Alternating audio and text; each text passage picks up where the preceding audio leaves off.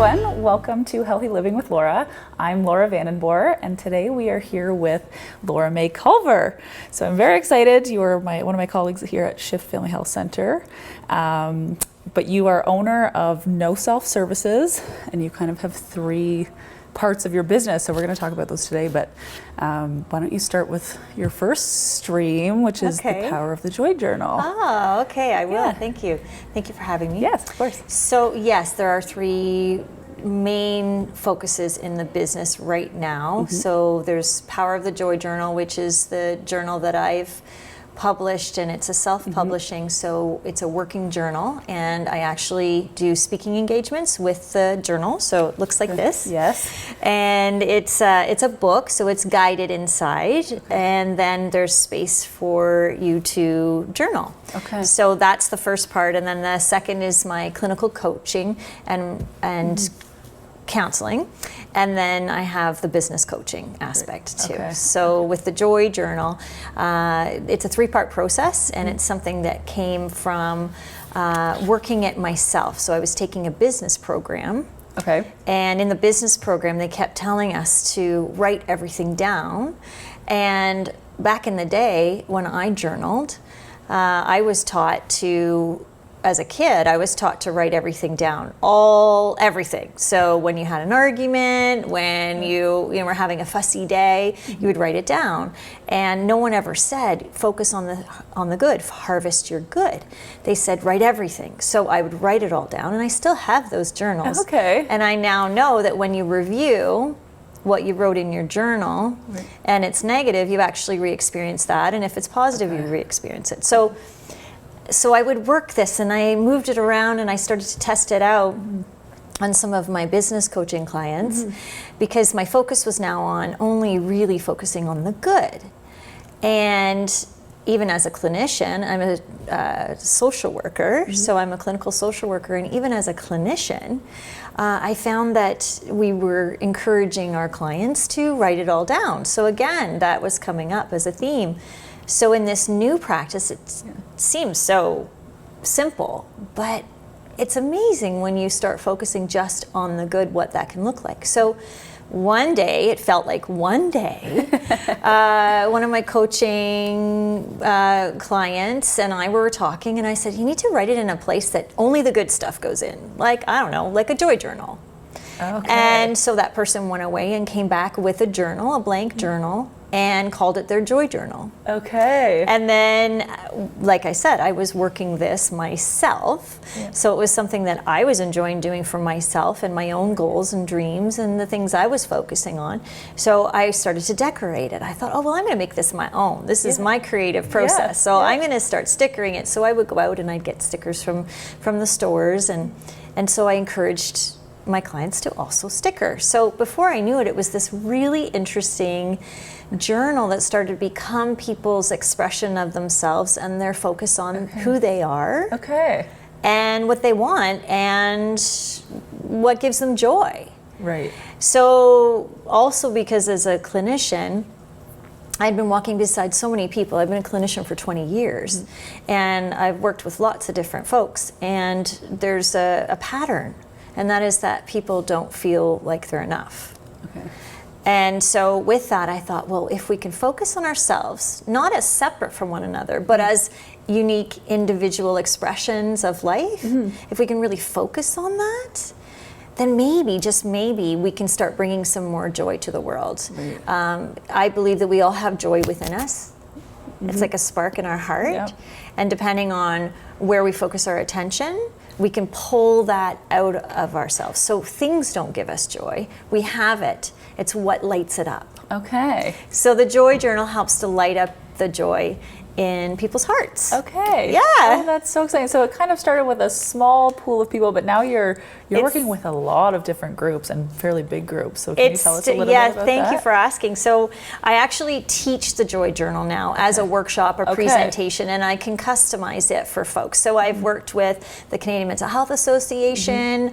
I've worked with schools and organizations, the there are lots of different places that have asked me to come in, and small groups, large groups, it depends. One of the ones coming up is with Dr. Shafali in Toronto in June. And so on the second day, I'll be working with 200 therapists. And they'll be learning the joy journal process in relationship to what we're learning from Dr. Shafali. So I can customize it, and ultimately, people are learning a very simple process, but it's not that the message is new, Laura. It's that it's something that when we repeat it over time, it becomes a habit, and we know that we want to be finding things in our lives that are habits that bring us the good stuff, bring us joy, help us to focus on the things that are working and not on the things that are not working. Well, you're right. It seems like such a simple concept that we should all know, but I think it's just kind of bringing it to the forefront and kind of we're kind of reiterating that. Well, and that's, again, exactly. So it's simple, and we all we know. It's like brushing our teeth, or, anything, we know what we should be doing, but we don't necessarily do it. And so sometimes we just need to hear it in another way, or have a focus in another way. When I work with students with this, with young people, I was just at schools in our local area, Guelph, yesterday, and when I work with students, I talk with them about this being, well, I talk about this with everyone, but I reiterated with the students that this is something that we can have, that we start young, and it actually never goes away. It's a process that you can incorporate into your everyday life, and it's a habit that you're building. So you're looking for the good in your life. You're looking for harvesting the good in your life, and it's a resilience tool in that way. It's a way for us to manage our stress, to bring more confidence, to remind us of how important we are in the world. We're here, and we're important, and it's okay to celebrate that. Okay. Oh, that's awesome. So you have a mission. Can you tell us a little bit about the mission? It seems like it's a lofty mission, but it's super exciting. So do you want to tell us a little bit about that? Well, on the back of the book here, it says 1 million joy journals, the hashtag 1MJJ. And that's because the goal is 1 million joy journals and beyond. And so the idea is that if we can have enough people learn this process, and possibly even teach it to each other. Go home and teach it to your friends or your parents if you're someone who's learned it in school, and it becomes something that people share and enjoy, then it can spread. And so my hope is that at least 1 million people learn the process, and then we'll see where it goes from there. That's awesome. I know for a fact that when we focus on our own joy, we actually, as Marianne Williamson likes to talk about in her Path to Love book, when we focus on our own joy, when we liberate ourselves from our own fear, we automatically liberate others. And so we actually, by doing the work for ourselves, doing the personal transformation or work for ourselves, we're actually helping everybody. Because we're holding hope, we're holding joy, we're holding those things in the world. And when we do that, we show others that it's possible, and we show others simply it can be done, and then it's a choice, and then everyone can choose from there on whether they focus on that or not. So that's how 1 million can happen. And so I just keep teaching and sharing and hope that everybody spreads offering the the book. So it's something that people can practice on their own in the book. And they can purchase it off my website. But they can also invite me in to do speaking engagements as well. People like Children's Foundation had me come in and do self-care in the Joy Journal for staff. So all sorts of neat, fun ways. So there's 3 parts to the Joy Journal. So do you want to kind of walk us through how that works? And first I'll tell you why there's 3 parts. There's a million parts. But you just can't cover it all. So the 3 parts, when I was putting it together, I thought, okay, these are the 3 parts. The reason that I went with these 3 is because I thought that they brought in the main parts, the main things. If there were 3 things that we absolutely did every day, chances are that would help us be our most joyful selves. So the first part is goal setting, and the reason that evokes joy is because it reminds us of why we get up in the morning. Like, what's our focus? Why are we getting up in the morning? And what are we working toward? I'm excited because I'm working toward my goal. Okay. Helps us to get up in the morning. We all lie there and think, okay, why am I getting up again? Right? Yep. And some of us jump right up because we've got stuff to do. Right. And others of us maybe can't remember why we would need to. So this helps us to remember something that we want to get up for. So, for instance, what would you get up for in the morning right now? Well, as an example, we'll say about this show and we wanting to bring recognition to different health and wellness professions around the area and bringing that to life and sharing what everybody has. So I want to help kind of facilitate that in Center Wellington and kind of beyond with Whiteman. Yeah. So that gets you up in the morning. That gets you going. That's a goal, right? You know that you're working toward it, and it's so that's something that we look at, we unfold, we unpack together in the workshops, and then in the business coaching, that's what we unpack. Okay. And then the second part is gratitude and appreciation. If I have a little more time, we even get into the appreciation part. Okay. Because I think appreciation is like a gratitude in depth. Okay. So something that we're grateful for. So I'm grateful for this show. I'm grateful for the opportunity to be on the show today. Okay.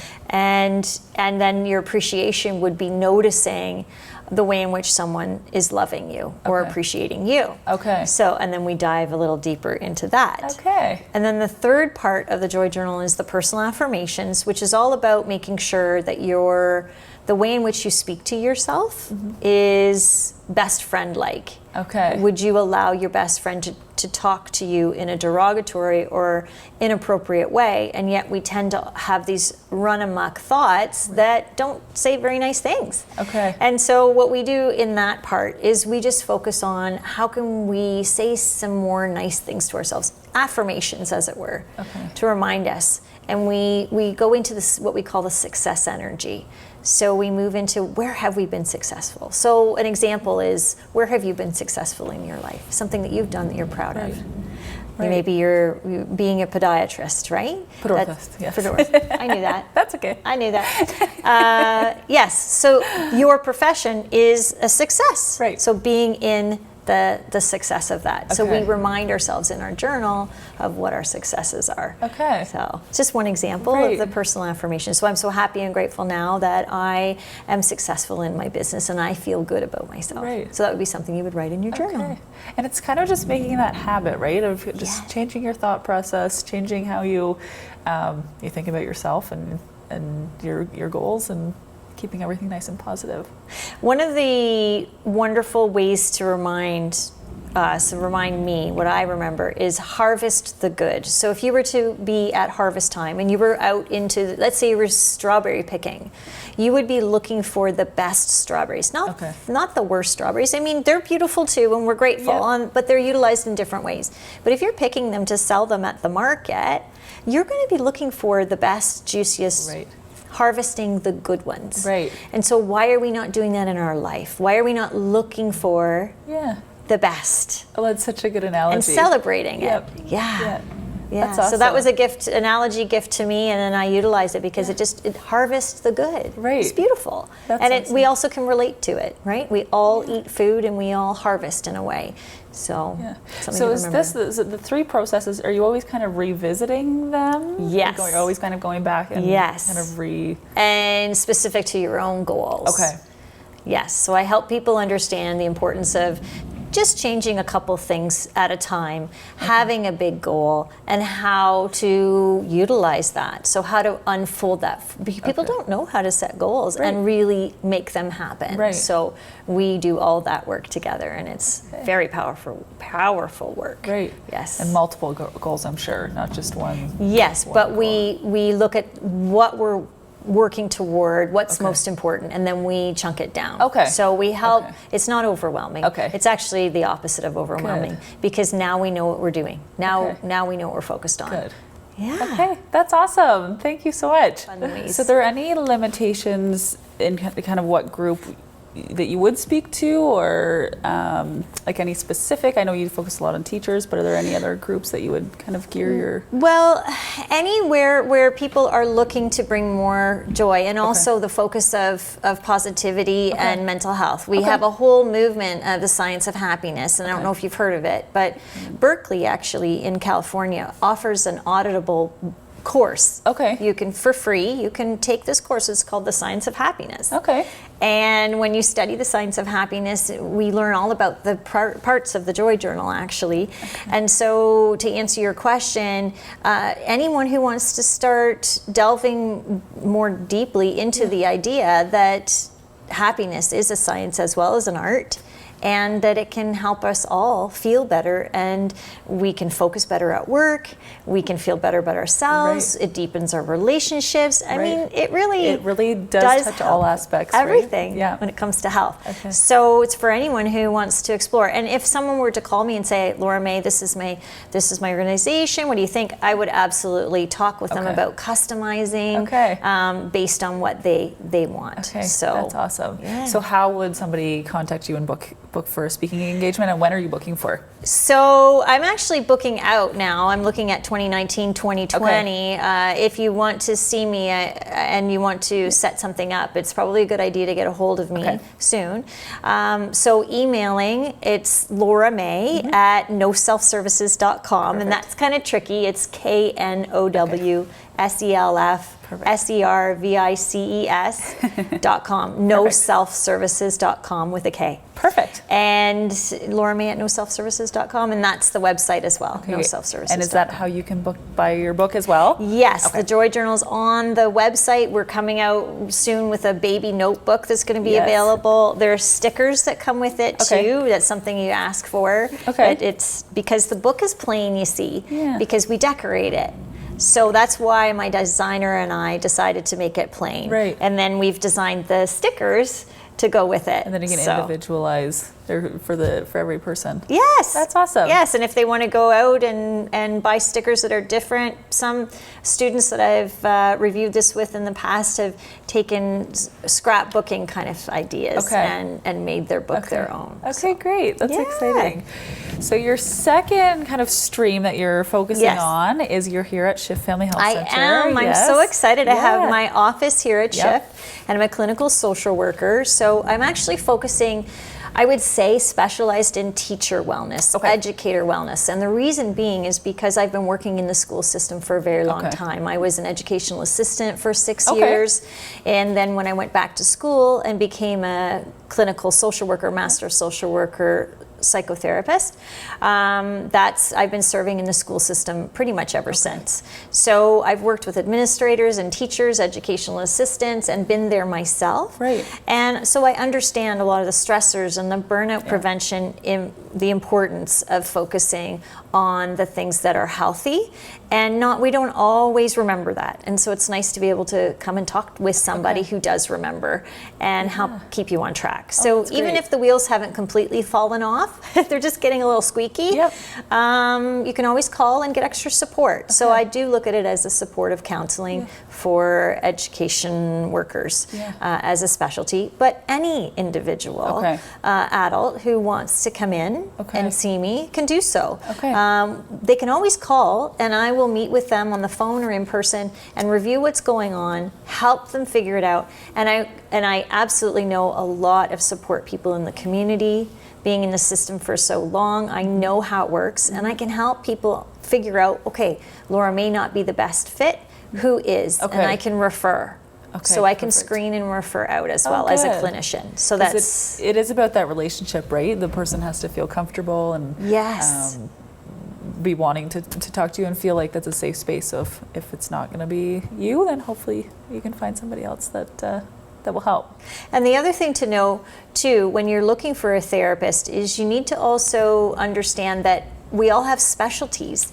And so sometimes we don't know that. The system's big, and it's a navigatable thing that not everybody is able to. They don't know which way to turn. So it's nice to be able to call somebody and say, where do I go from here? And it's not so much, sometimes it's the fit, but it's also just that the need doesn't fit the specialty. or there's a person out there that is specializing and would just serve them in a more enhanced way. Okay. So it's always good to ask, and I always encourage all clients to ask and re-ask and ask their physician for the best referrals as well. Okay, great. Yeah. So you're happy to work with other professionals then? It's not like you're the Absolutely. one end all be all. No, There's a big not network. even, not at all. Because what's bottom line, the importance is when we're not feeling well, whatever is emotional or it's from a physical perspective, we have every right to find the right person to help us in that. Right. So. And we want it to be sustainable, right? Yeah. We don't want it to be having to come back over and over and over again. We want it to be sustainable. Good. So if we can find the right fit for the person, the client right away, the patient right away, that's the best. Good. So Good. everybody wins that way. Yes, good. So how do we book an appointment with that Shift? When are you here? All that sort of thing. Can you tell Yeah, us some more information? so calling Shift directly is a great idea. They Okay. can also call me on my cell too. Okay. So I do take calls, and if they have questions, I will respond. So do you say the number right now? Or Sure. Yeah, so my cell is 519-313-0754. Perfect. And that's should be available on the site Perfect. as well. Perfect. Yeah. Good. And you're here most days of the week, I believe? I am. It's about 4 days a week. Okay. Yes, So I lots of do see availability clients in another office in Guelph as well. Okay. And so that's 1 day a week, but also with the speaking engagements, things do come up. Right. But ultimately, I'm hoping 4 days. Okay, And great. some Saturdays, I will Okay. offer some Saturdays right now. So if that can be helpful as well. Perfect. So a little bit more flexibility. Yeah. Okay, great. So the last part is that you're doing some business coachings and different packages with that. So you can Yes. tell us a So little bit about that? I've been offering business coaching for a while, and then receiving my own. I have 3 coaches. Okay. Because we're always growing. Yes. And so, yes, part of the branch of what I do is not clinical. Okay. Like the Joy Journal is not clinical. Okay. This is an educational purposes only course. It actually complements a lot of the mental health support, but it's not clinical support, Okay. if that makes sense. It does. Yep. In the business coaching, that's not clinical as well. Okay. So when I have a coaching client, it's a very different relationship. It's not a therapeutic relationship. It's a relationship to be a motivation and accountability partner for a person. So there are different reasons why a person would hire me. Okay. One of them could be that they are already an entrepreneur and they want to get a new bottom line in that. So they want to increase profit in their business. They are a real estate agent. They want to get more clients. They just want to look at how they're doing what they're doing and how they're seeing the world, and they just want to tweak it a little bit, and they want somebody to be accountable to those goals that they're setting. Okay. As part of the Joy Journal is goal setting. And so I actually consider this a business book. Okay. And so what it does is it complements the person's business, because if you're practicing what's in the Joy Journal, you're tightening up a lot of the skills that you need to help enhance your business. So when someone hires me as a business coach, I offer packages, which we would discuss when they called. I help them get a better bottom line. Okay. Their profit changes, but there's always there's an attitude adjustment that comes with that, and I help them with that, and this is the guideline that goes with it. But we customize it specific to what their business goals are. The other business client is someone who hasn't quite moved from where they are to where they want to be in their career. So for instance, a teacher who's always wanted to flip houses, and they have decided that they don't necessarily either they don't want to wait, so they want to leave teaching and become someone who buys and sells houses and fixes them up and makes a profit, or they actually want to do that as a part-time business. And how do I balance that? How do I have work-life balance? Right. So that's just one example. Or someone who has always wanted to be a baker but works for the symphony. How do you jump that ship? So a big career change. It's the first step is always to get an accountability person, Okay. to ask the questions and to give that confidence, that reminder. Why am I doing this again? Right. So what I do as a coach is I help a person remember who they really are, what's their value system, why they do what they do, and why are they being pulled? Why is there this allurement toward another career or another journey? Okay. And if they are feeling that's that calling or that pull, then how do we get clear? Right. And how do we set that value system? Okay. So remind us of that value system. Does that make sense? It for sure makes sense. So there are a lot of folks that they're like, nah, I like what I do, but I don't know. I've always wanted to try this, or I have lots of examples. The becoming a baker and working for the symphony is actually a real example. Okay. So, and it's really nice to have someone to hold you accountable to that. So that's why people hire me, is to help them I think reflect that's back. so important because, well, and I'm self-employed too, so I totally understand where having that outside, that third party kind of giving you a little bit of a nudge, or if you've got certain plans to actually help keep them in motion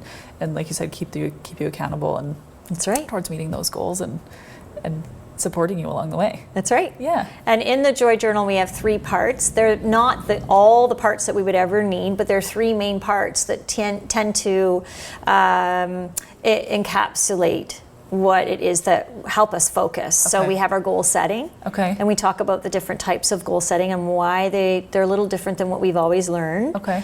And then we do our gratitude, which is one of the most powerful energies on the planet for change and for attitude adjustment. And the third part is our personal affirmations. So making sure that the person in our head is our best friend and not our bully. Okay. And so really, and then also, and teaching, how do we shift that if that is something that's keeping us back? Because a lot of the time it's our self-image, actually most of the time. It's the way in which we see ourselves that's keeping us from moving forward toward what we really want in life.